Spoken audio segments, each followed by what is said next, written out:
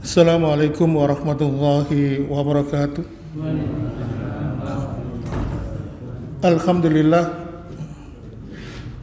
Alhamdulillahilladzi hamdan katsiran thayyiban mubarakan fi kama yuhibbu rabbuna wa yarda. Asyhadu an la ilaha illallah wahdahu la syarika lah wa asyhadu anna Muhammadan 'abduhu wa rasuluh. Allahumma sholli wa sallim wa barik ala Muhammadin wa ala alihi wa ashabihi wa man tabi'ahum bi ihsanil yaumiddin. Fa ya ibadallah usikum wa nafsi bi taqwallah faqad fazal muttaqun. Qala ta'ala fi kitabil karim, a'udzu billahi samiil alim minas syaitonir rajim. Ya ayyuhalladzina amanu taqullaha haqqa tuqatih wa la tamutunna illa wa antum muslimun. Alhamdulillah, senantiasa kita bersyukur kepada Allah Subhanahu wa taala yang telah memilih kita menjadi hamba-hamba Allah yang diberikan nikmat dunia dan akhirat.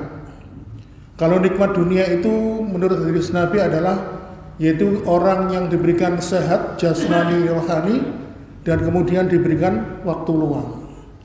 Sehingga ketika pada malam hari ini kita hadir di majelis yang mulia ini, saat ini kita sehat, saat ini kita punya waktu luang, tetapi semua adalah karena atas pertolongan dari Allah Subhanahu wa taala. Kemudian nikmat akhirat itu adalah ketika kita dipilih oleh Allah menjadi hamba-hamba yang diberikan hidayah, diberikan inayah serta taufiknya. Jadi hidayah, inayah, taufik itu pengertiannya berbeda, tetapi tidak akan kita bahas pada kesempatan malam hari ini.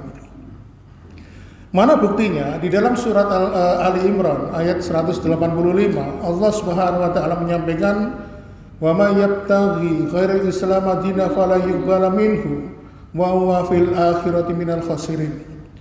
Barang siapa yang dulu dalam kehidupan dunia mencari agama selain daripada Islam, fala yuqbal minhu, maka agama tersebut tidak akan pernah diterima oleh Allah Subhanahu wa ta'ala.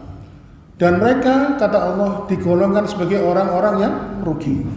Maka ketika kita ini pada kesempatan hidup di dunia ini diberikan kesempatan oleh Allah menjadi seorang hamba yang beriman dan bertakwa kepadanya, maka itu adalah bentuk karunia dan kasih sayang Allah kepada kita.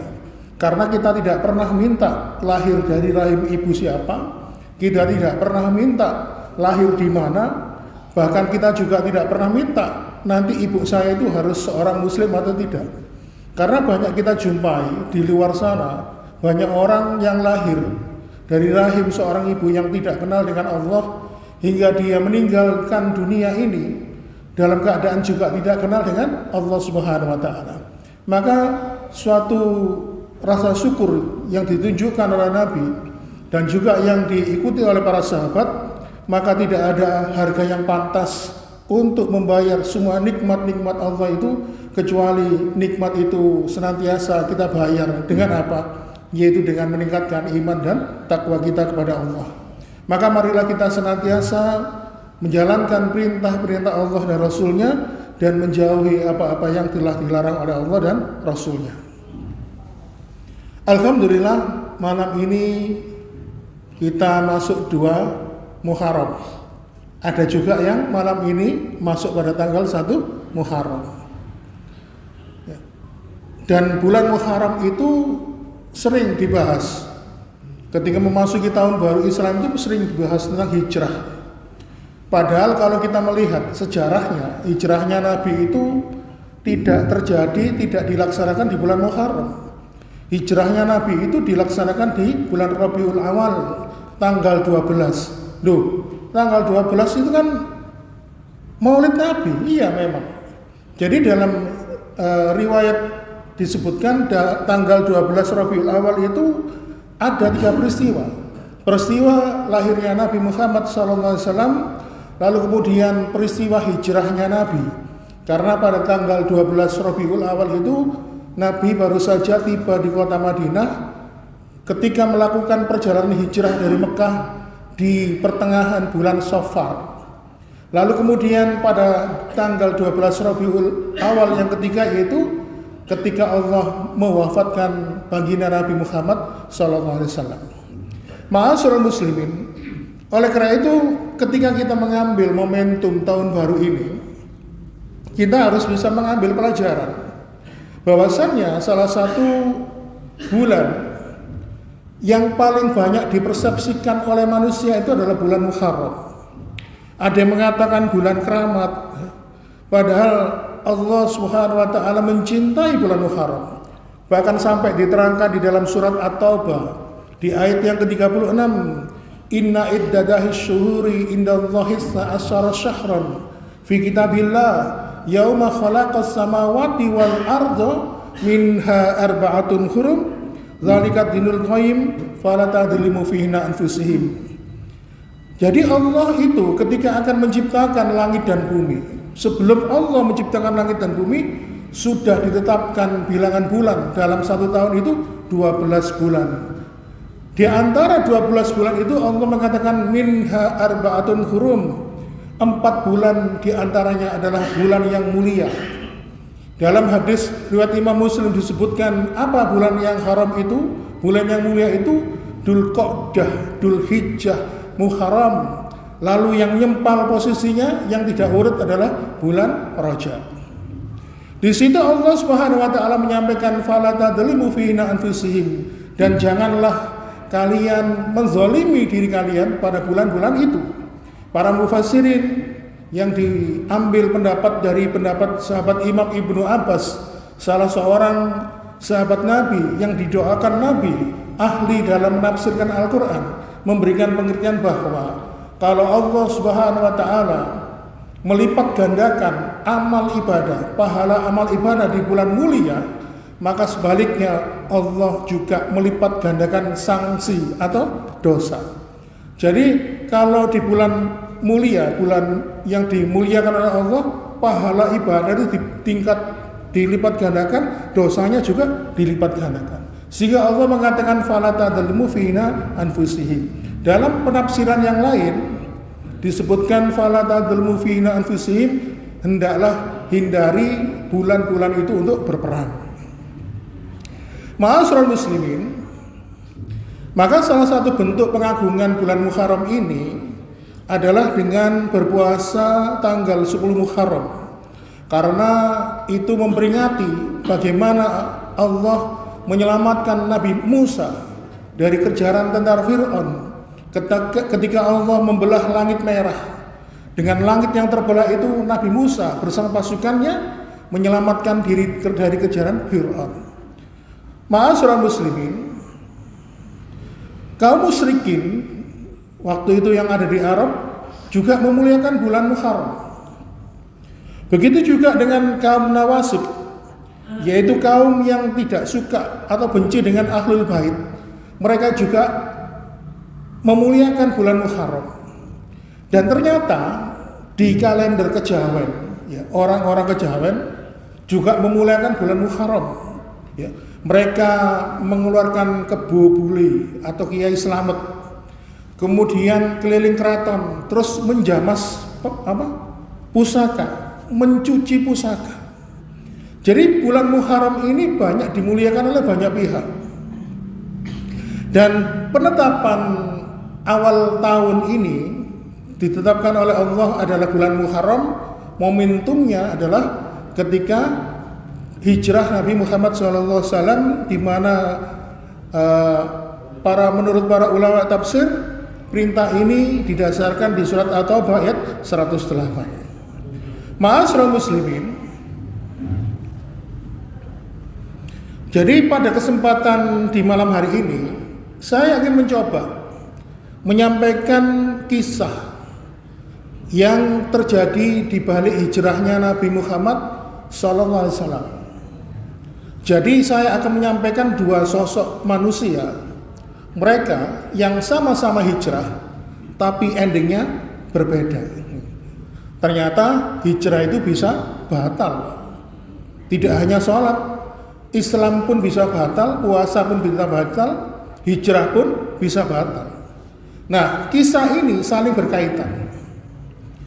Nah, dari kisah ini muncullah ya yang mungkin jarang disampaikan ketika proses hijrah Nabi dari Mekah ke kota Madinah. Sebenarnya banyak sekali kisah-kisah. Ada yang dari riwayat Imam An-Nasai menceritakan kisah tentang si pemuda dari kaum Badui. Kemudian kisah Ubaidillah bin Jahsy, ya, temannya Sa'ad bin Abi Waqqas dan sebagainya. Tetapi saya ingin memilih kisah ini yang pertama. Saya ambilkan kisah tentang seorang pemuda yang bernama Mushab bin Umar. Jadi ma'asyiral muslimin, Mushab bin Umar ini dikatakan oleh Rasulullah itu sebagai pemuda langit, pemuda kaya raya, anak tunggal dari seorang bangsawan sultan, ya. Gaya hidupnya itu crazy rich. Bahkan menurut riwayat, sebelum Mushab ini lewat, parfumnya itu sudah kecium, Pak. Dari jarak beberapa meter sudah kecium, wah ini pasti Mushab ini mau lewat. Dan Mushab bin Umar ini seorang pemuda yang tampan rupawan. Begitu wanita, terutama para gadis kalau melihat Mushab bin Umar itu pasti hatinya berbunga-bunga, membayangkan mereka akan bersanding dengan Mushab bin Umar. Nah, Mushab bin Umar ini, Pak, punya ibu, dan ibunya ini tipe wanita yang posesif dan obsesif, ya. Jadi sangat memanjakan Mushab bin Umar karena kaya, sampai lemarinya itu dipastikan tidak pernah kekurangan outfit atau pakaian. Hidupnya terjamin, ya. Sepatunya saja itu harus dipesan dari Yaman waktu itu. Nah, Mushab bin Umar ini termasuk pemuda secara duniawi tidak kekurangan apapun. Semua kenikmatan duniawi dia punya.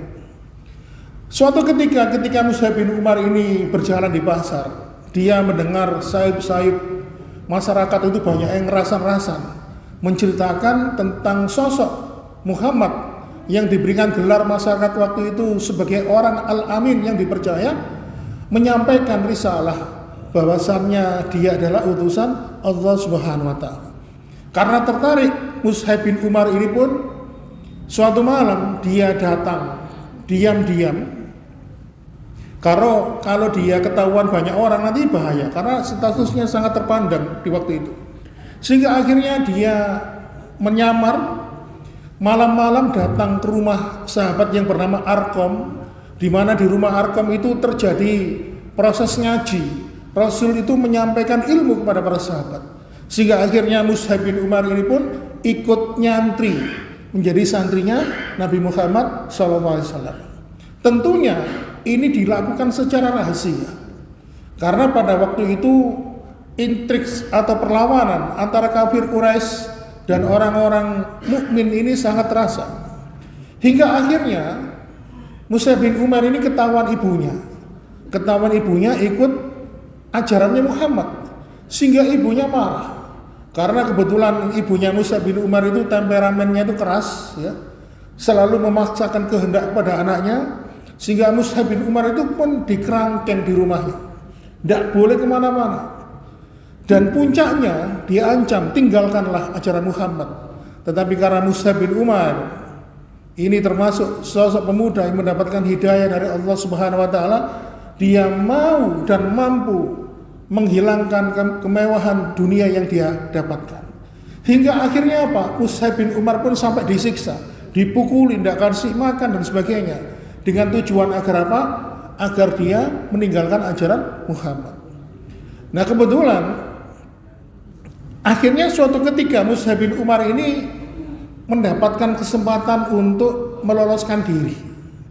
Dia lari dari rumahnya, meninggalkan segala kemewahan hidupnya, sehingga akhirnya pada waktu itu Rasulullah SAW pun memerintahkan, menugaskan Mushab bin Umar untuk berdakwah ke tempat yang agak jauh, yaitu di kota Yasrib. Ketika Mushab bin Umar, ya, berdakwah di kota Yasrib yang kelak akan berganti nama menjadi kota Madinah, disitulah para penduduk Yasrib pun mulai menemukan hidayah, menemukan petunjuk. Maka sungguh berbahagialah Mushab. Karena apa? Rasulullah SAW pernah menyampaikan fa wallahi la ayyahdiyallahu bika rajulan wahidan khairul laka min humrin na'am. Ketahuilah, jika engkau mengajarkan ilmu, jika engkau berdakwah, lalu dengan apa yang kamu sampaikan itu, dengan ilmu yang kamu sampaikan itu, Allah memberikan hidayah kepada mereka, khairul laka min humrin na'am, maka sungguh kau mendapatkan nikmat karunia seakan-akan khairun na'am, sesuatu yang berharga, sesuatu yang lebih mewah dari segala isi dunia ini. Makanya Mus'ab bin Umar itu memberikan pelajaran kita bahwa dakwah itu tidak harus berdiri di atas mimbar ini, Pak.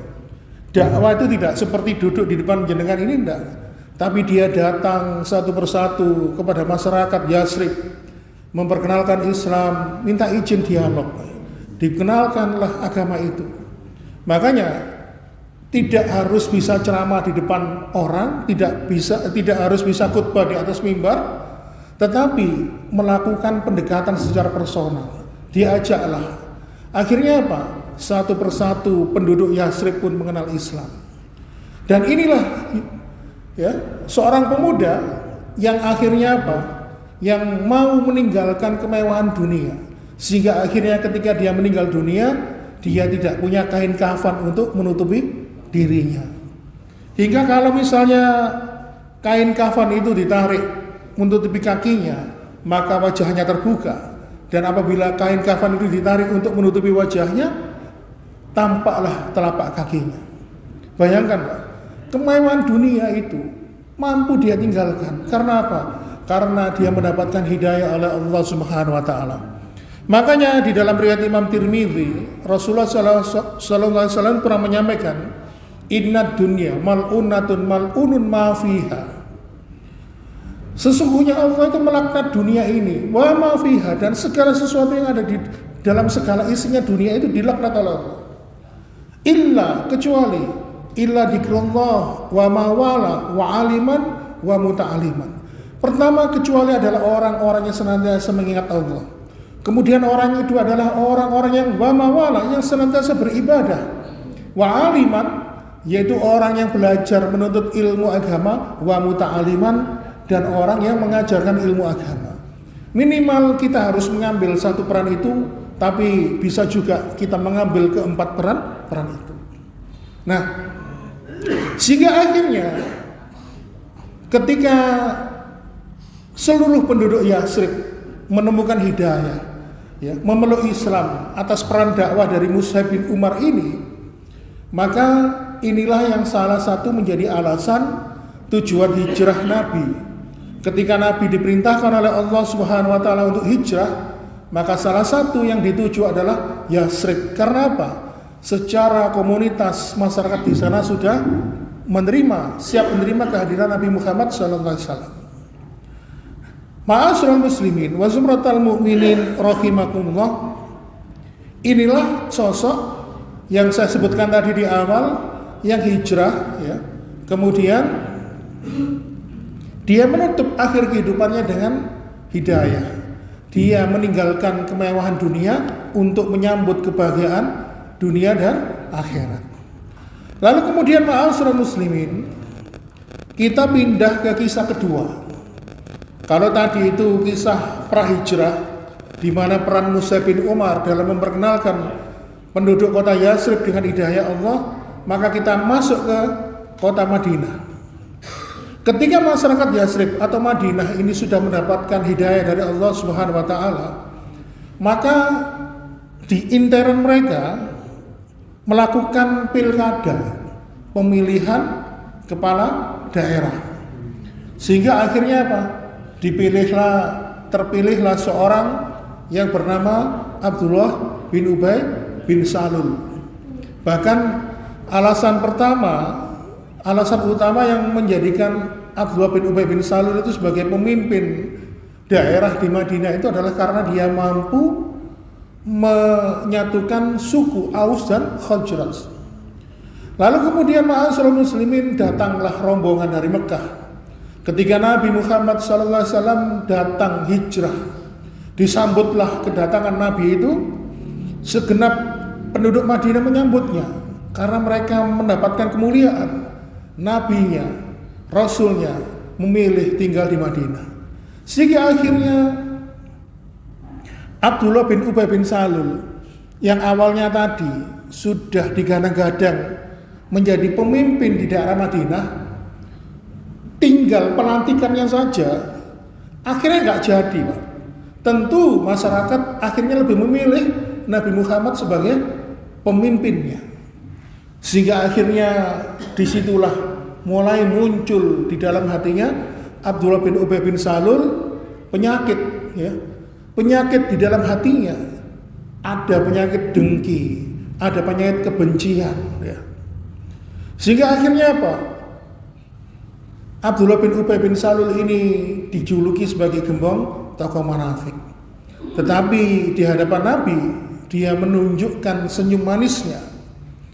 Ma'asyiral muslimin, ternyata Abdullah bin Ubay bin Salul ini selalu gembar-gembor ke sana kemari untuk merongrong perjuangan kaum muslimin waktu itu.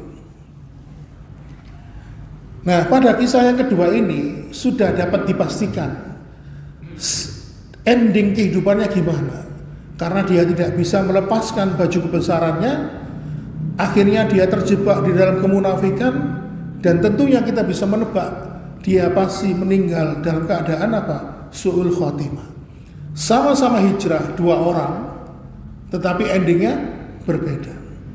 Ma'asyiral muslimin, Abdullah bin Ubay bin Salul itu kalau sholat, Pak, suka berdiri di belakang Nabi yang menjadi imam. Tetapi ketika sudah tidak sholat lagi, kemana-mana itu mesti gemar-gemar, Muhammad itu gimana. Bahkan suatu ketika ada peperangan, Rasulullah itu kan pernah mengajak istrinya yang bernama Ibunda Aisyah. Karena menurut kebiasaan itu beberapa istrinya itu diundi, di antara mereka siapa yang ikut berperang. Ketika peperangan itu usai, maka pulanglah mereka kembali ke Madinah. Maka Ibunda Aisyah ini masuk ke dalam tandu.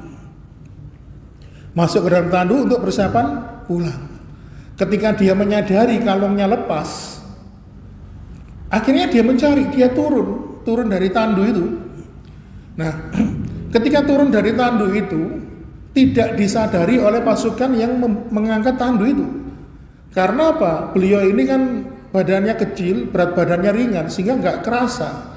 Kira-kira ada apa nggak di dalamnya? Sehingga akhirnya ketika Ibunda Aisyah ini mencari kalungnya kemana-mana nggak ketemu, akhirnya dia tidak sadar ketinggalan rombongan. Tidak sadar ketinggalan rombongan. Sehingga akhirnya apa?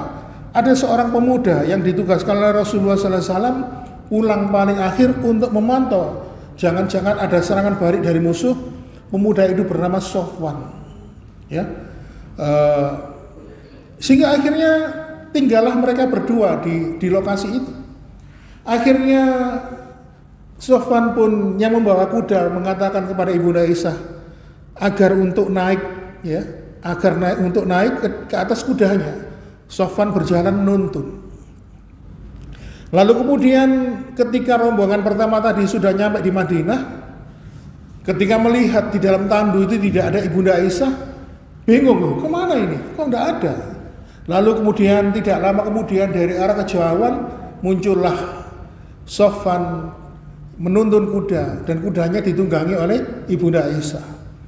Lalu akhirnya melihat itu Abdullah bin Ubay bin Salul memberikan sebuah gosip, mereka berselingkuh. Jadi Ibunda Aisyah digosipkan selingkuh dengan Sofwan. Tes. Nah, akhirnya apa, ma'asyiral muslimin? Akhirnya gara-gara selingkuh tadi, yang digosipkan selingkuh oleh Abdullah bin Ubay bin Salul itu tadi, akhirnya sempat merenggangkan hubungan Nabi dengan istrinya. Bahkan sampai tidak sopo-sopan selama 1 bulan. Sampai Rasulullah itu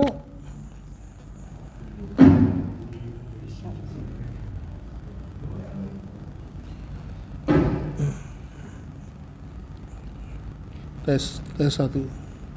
Tes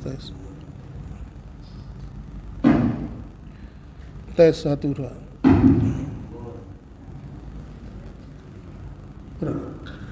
Ya, singkat cerita akhirnya apa? Selama 1 bulan itu tidak nyopo. Lalu akhirnya Allah pun menurunkan firman-Nya di surat An-Nisa ayat 11 sampai 21. Monggo nanti nyiran baca. Intinya Allah menyampaikan kepada Rasulullah bahwa apa yang digosipkan itu tidak benar. Abdullah bin Ubay bin Salul pernah memobilisasi pasukan di perang Badar sebanyak 300 orang, sehingga mereka pun lari dari medan peperangan. Bahkan Abdullah bin Ubay bin Salul itu pernah merencanakan pembunuhan kepada Nabi. Sehingga akhirnya apa? Umar bin Khattab ini pun pernah mengusulkan agar Abdullah bin Ubay bin Salul ini dibunuh saja. Mendengar gosip bahwa Abdullah bin Ubay bin Salul akan dibunuh, muncul anaknya. Anaknya ini beriman, bernama Az-Zuwah, dan dia seorang sahabat Nabi. Dia datang, ya Rasulullah, kalau nanti ada yang memerintahkan agar ayahku dibunuh, tolong berikan tugas itu kepadaku. Kenapa? Saya nanti khawatir dendam dengan orang yang membunuh ayahku. Lebih baik aku saja yang menerima tugas itu. Bayangkan, Pak. Anaknya sampai lebih mencintai Rasulullah SAW. Sehingga akhirnya ma'asyiral muslimin, Abdullah bin Ubay bin Salul ini pun sakit.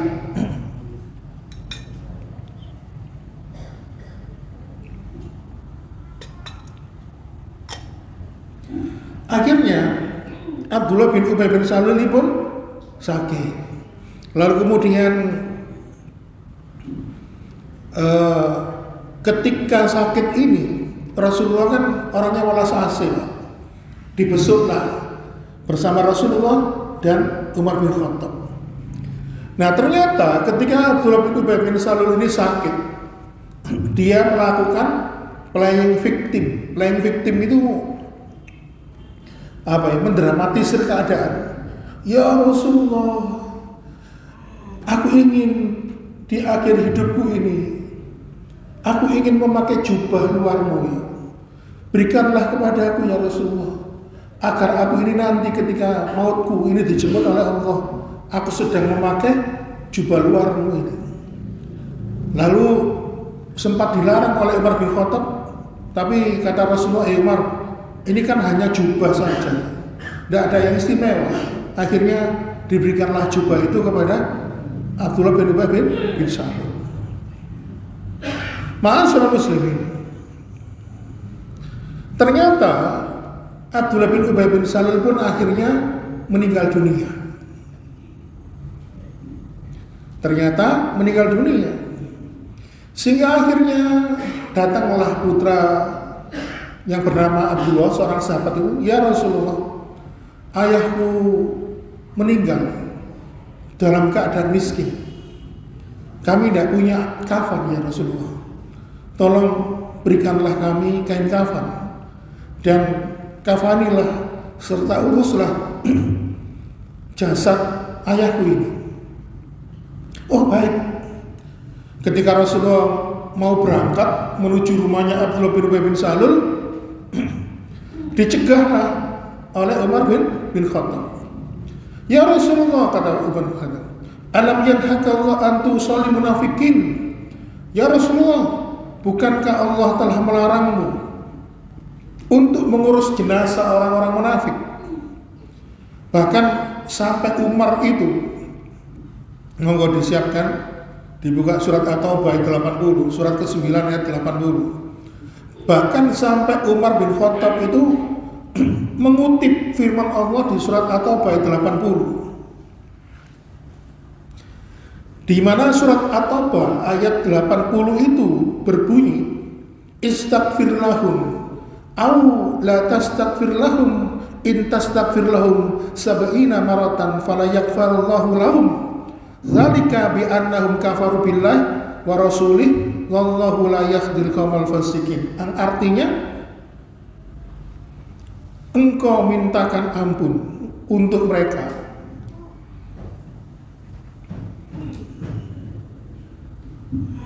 engkau Muhammad memohonkan ampunan bagi mereka atau tidak memohonkan ampunan bagi mereka, walaupun engkau memohonkan ampunan bagi mereka 70 kali, Allah tidak akan memberi ampunan kepada mereka. Yang demikian itu karena mereka ingkar, kafir kepada Allah dan Rasulnya, dan Allah tidak memberi petunjuk kepada orang-orang yang fasik. Nah, di ayat 80 ini surat At-Taubah, Allah itu tidak melarang.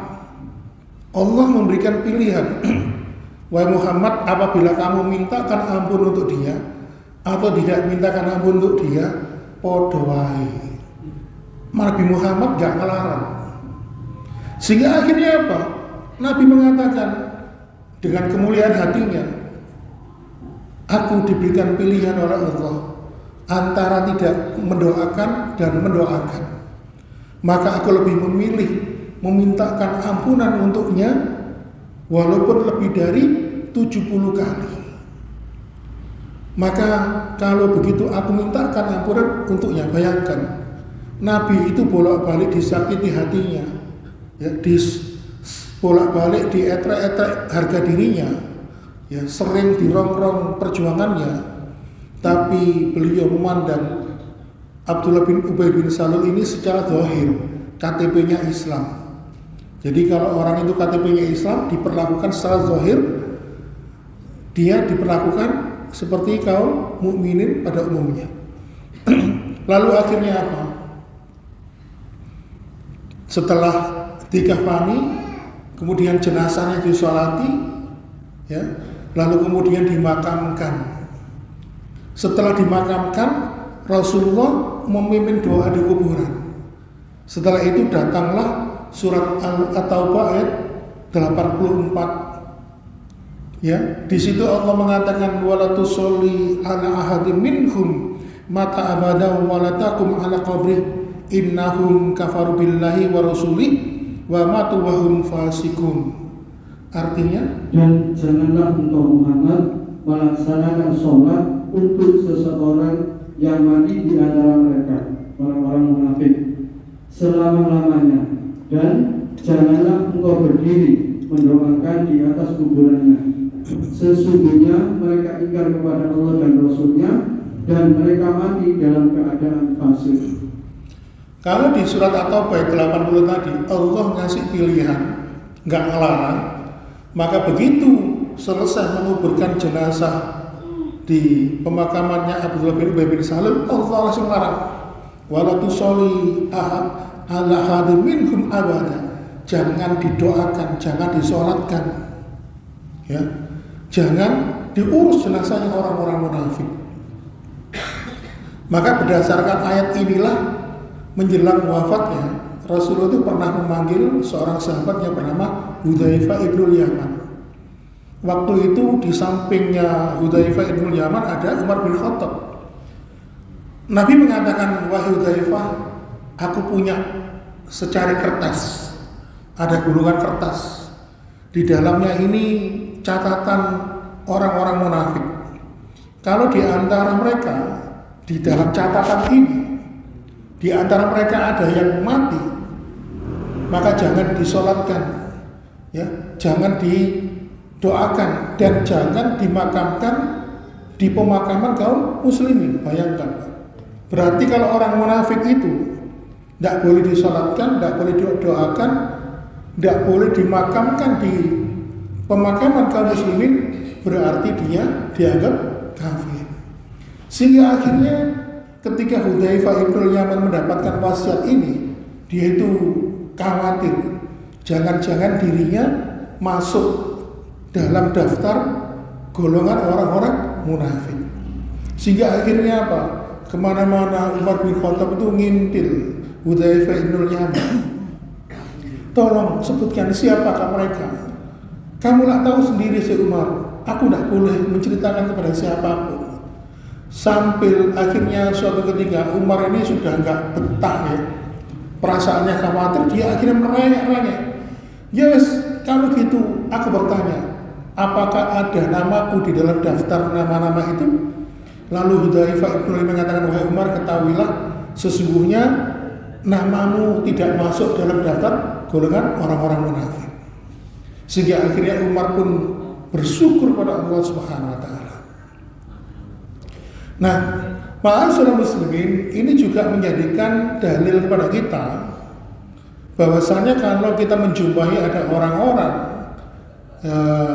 yang tidak pernah menjalankan kehidupan agamanya dengan baik, tidak pernah menjalankan kewajibannya, terus kemudian dia mati, kita tidak boleh bersaksi. Kadang-kadang kalau kita melihat di perkampung-kampung itu kan, sebelum berangkat kan Pak Mudirnya tanya, niki tiyang saya ngomong mboten apa ngomong gak saya niku ya napa.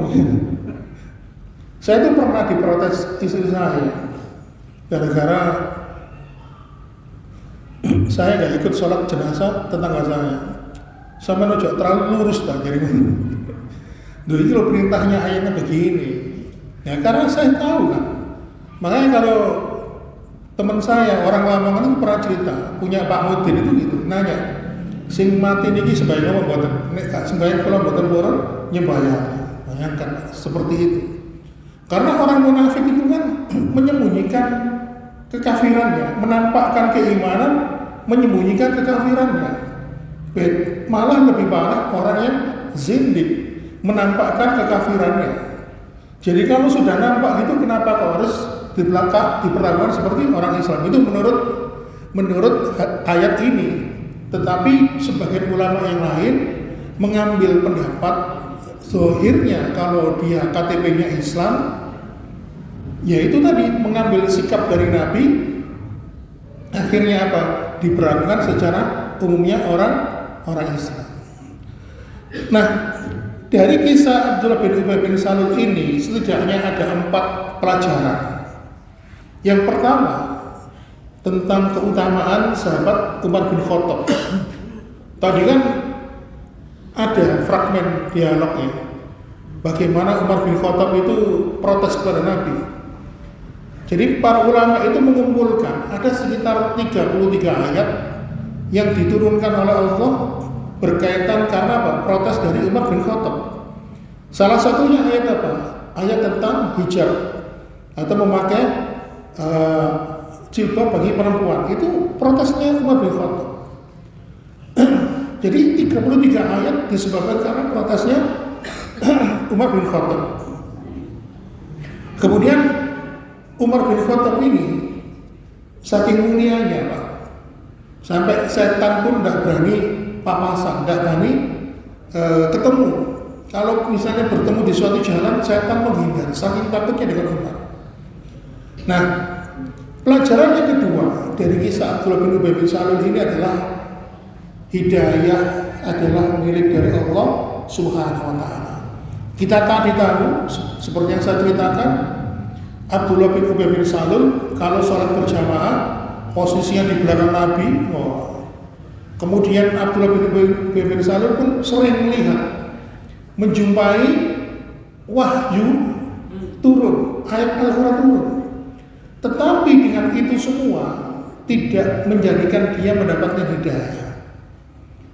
Nah, sedangkan kita kadang-kadang ketika melihat pengajian, ikut pengajian, kadang-kadang sang ustadz menyampaikan 1-2 ayat, kadang kita itu merasa tersayang. Maka bersyukurlah kita apabila kita ini mudah mendapatkan sentuhan rohani, mendapatkan sentuhan hidayah. Maka walaupun dia hidup di zaman Nabi, tidak menjamin dia mendapatkan hidayah. Kemudian yang ketiga, ya, walaupun kita ini belum pernah berjumpa dengan Nabi, kita mau mengikutinya, mengimaninya, mengikuti sunnahnya. Dan yang keempat, pelajaran dari kisah Abdullah bin Ubay bin Salul ini adalah bagaimana tentang keutamaan akhlak Rasulullah Muhammad SAW. Beliau ini hatinya begitu lembut, hatinya begitu welas asih kepada siapapun, bahkan termasuk kepada mereka yang bolak-balik melukai hatinya. Bayangkan berbagai macam tingkah pola Abdullah bin Ubay bin Salul dalam merecoki perjuangan agama ini, tetapi Nabi Muhammad pun lebih memaafkan. Ini menunjukkan bahwa Nabi Muhammad ini mempunyai kedewasaan. Makanya doa pamungkasnya Nabi tidak dibaca, tidak diminta oleh Allah, tidak minta kepada Allah untuk dikabulkan di dunia, tapi nanti akan dimintakan kepada Allah di akhirat. Salah satunya apa? Untuk umatnya ini supaya dapat syafaat. Coba lihat Nabi dan Rasul yang lain yang umurnya bahkan ratusan tahun, sedangkan Nabi umurnya 60-an tahun, lebih dewasa dibandingkan Nabi Nuh yang usianya 900 tahun. Karena tidak dewasa, dia minta kepada Allah, ya Allah, umatmu kok tidak ada yang mau menyembahmu, hancurkanlah mereka, binasakanlah mereka. Sehingga akhirnya Nabi Nuh diperintahkan oleh Allah membuat sebuah kapal Batra, sehingga akhirnya singkat cerita kita tahu umatnya hancur karena banjir bandang. Oleh karena itu ini ma'asyiral muslimin kisah yang kita ambil dari pelajaran di balik hijrah Nabi Muhammad Sallallahu Alaihi Wasallam. Mudah-mudahan bisa memberikan manfaat. Mohon maaf bila ada kekurangan karena sudah injury time. Kita akhiri pertemuan kita pada malam hari ini. Mudah-mudahan sekali lagi kita mendapatkan kekuatan, mendapatkan motivasi untuk senantiasa mensyukuri nikmat Allah berupa hidayah, berupa inayah serta taufiknya. Dan marilah kita senantiasa memohon kepada Allah supaya diberikan hidayah, diberikan kekuatan istiqomah, menjalankan ketaatan, menjalankan ibadah. Maka apabila seseorang itu sudah istiqomah, maka Allah janjikan dia akan diwafatkan sebagaimana dia biasa melakukannya. Kalau dia sudah istiqomah sholat, maka dia akan mendapatkan husnul khotimah ketika sedang sholat. Ketika dia istiqomah menjalankan seperti tetangga saya, rutin setiap malam menjalankan sholat tahajud, maka beliau pun diwafatkan dalam keadaan melaksanakan sholat tahajud. Oleh karena itu sekali lagi hidayah adalah milik Allah, maka kita harus meminta kepadanya, karena sesungguhnya hanya Allah lah yang membolak-balikan hati manusia. Demikian yang dapat kami sampaikan. Mohon maaf bila kekurangan. Kita akhiri dengan doa kafaratul majelis. Subhanakallahumma wa bihamdika asyhadu an la ilaha illa anta astaghfiruka wa atubu ilaik. Wassalamualaikum warahmatullahi wabarakatuh.